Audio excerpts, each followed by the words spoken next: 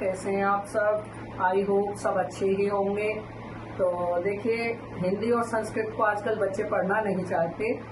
ये तो माना कि इंग्लिश के सहारे सब कुछ चल रहा है, नौकरी व्यापार और जो भी है, लेकिन अपनी जो मातृभाषा है उसे भी हमें नहीं भूलना चाहिए।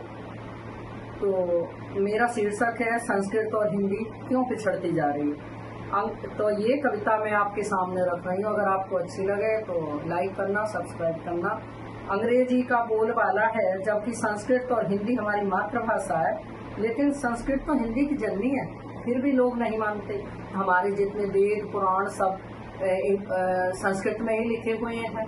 रामायण हमारी हिंदी में, संस्कृत में, गीता हमारी संस्कृत में, हिंदी में, जितने भी हमारे ग्रंथ हैं सब पहले संस्कृत में लिखे गए, उसके बाद फिर हिंदी में लिखे हैं। लेकिन आज का समय ऐसा है कि जिसमें इन दोनों का सम्मान कम होता जा रहा है। तो मैं ये कविता पढ़ रही हूँ। हिंदी रो रही संस्कृत उदास, अंग्रेजी के आगे झुकी हर आस। अपनी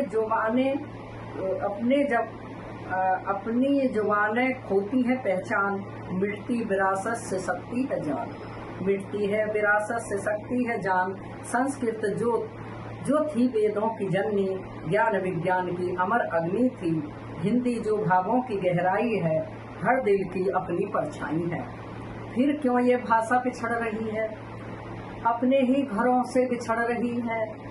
अंग्रेजी का ताज चमकता है, अंग्रेजी का ताज चमकता है, जो मातृभाषा पर धूल छिड़कता है।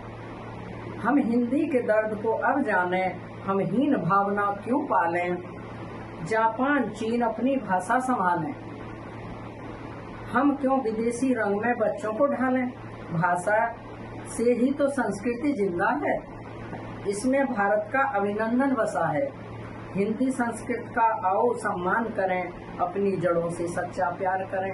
आओ एक नया इतिहास बनाएं, अपनी भाषा को सिरमौर बनाएं।